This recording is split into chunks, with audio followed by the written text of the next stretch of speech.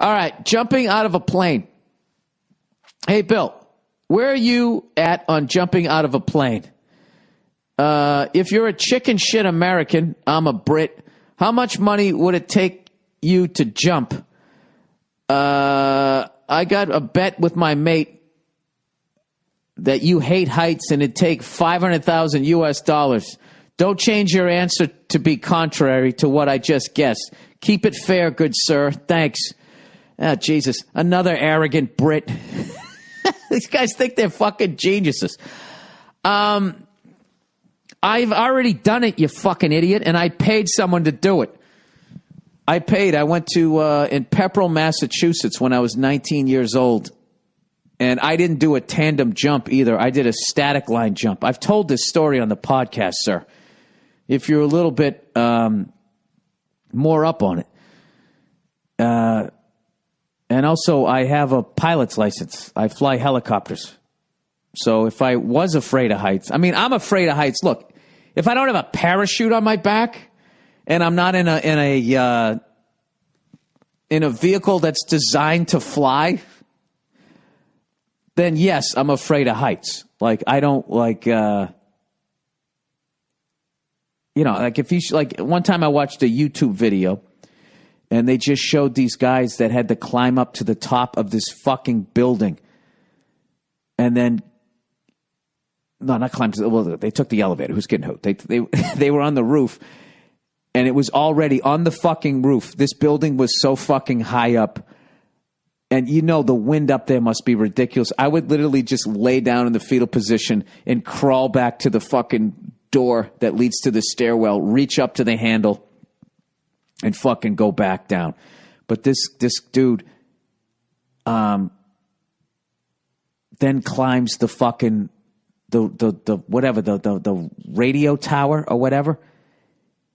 And it just keeps getting higher and higher and higher. And the tower gets smaller and smaller and smaller. And he's hooking and unhooking his safety line. I literally couldn't, obviously the guy lived because it's his GoPro on his helmet. And I've never been so fucking unsettled watching something in my life. Okay? Then I would hate heights. But I think at that point, everybody hates heights. But when I was 19 years old, I went to this place in Pepperell, Massachusetts, which I don't think exists anymore. There might still be an airport there. And they had a school. And I did the static line jump. If you've ever seen that movie Fandango, one of Kevin Costner's earlier ones, where the dude from Breakfast Club, Judd Nelson, his character jumps out. That's exactly what I did. And I remember when we went up, the command was sit in the door, get out, and then he slapped you on the shoulder and said, go. And I remember when he said sit in the door, I thought he was saying close the door. So I was reaching up. I'm sitting down, reaching up, trying to close the door. And he had this big smile on his face like he thought I was chickening out. I feel like I just told this story on the podcast. And then I finally realized he was saying sit in the door. So you sit in the door, and basically it's one of those planes where the wing is above the aircraft. You know what I mean? It's on top of the aircraft as opposed to below, which actually gives you much better sight, I would think, as far as if you wanted to look down. And then there's the support that goes to the side of the plane. So, and then right above one of the landing wheels, the wheels don't retract on this plane, they had welded a little step. So you sat in the fucking door, and I forget how high we were. I want to say we were only like 1,500. We weren't that high up because your chute immediately comes out. So you sit in the door, then he goes, get out. And then what you do is you reach out and you grab that support beam from the wing and you hold on to that while one of your feet is standing on that little step thing.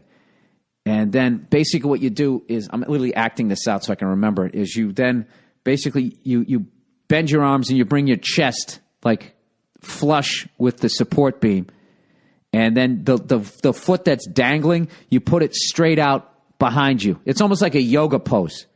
So it was sit in the door, get out, and then he slaps your shoulder and he goes, go.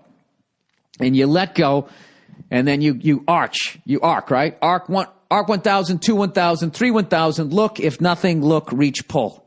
And when you're looking over your shoulder to see if your chute came out.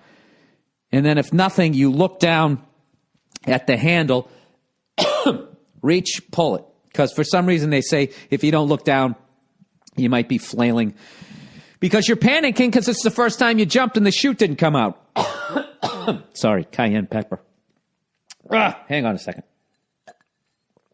So, anyways, I get out. He goes, go. I let go. And instead of arching, I don't know what I did. I just reached for something. All I know is I started doing front flips as my chute was coming out. And I felt it go by my leg, the inside of my leg. I felt it go by my leg. I felt something hit that. And I was immediately thinking, oh, my God, I'm going to roll right up in this fucking thing like, when you put bacon on shrimp.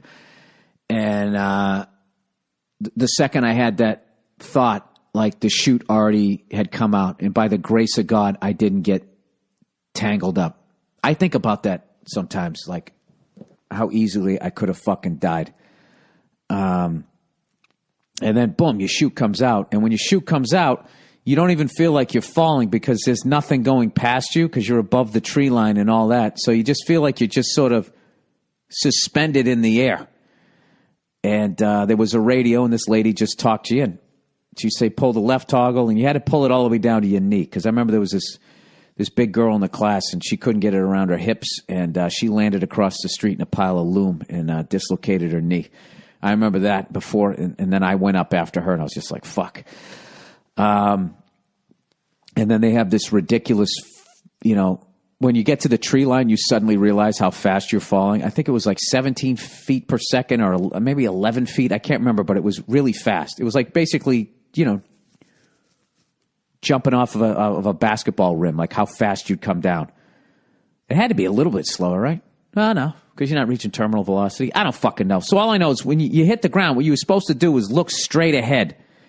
Because for some reason, if you look down at your feet, what you were going to do, they were worried you'd pick your feet up too quickly and somehow break your legs.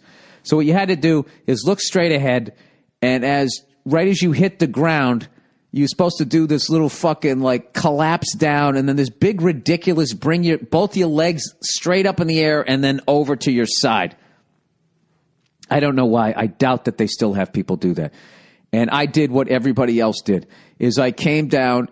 And the second my feet hit the ground, I did a face plant right into the grass.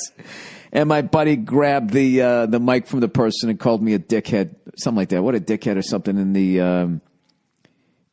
the radio. So yeah, there you go. So I did it.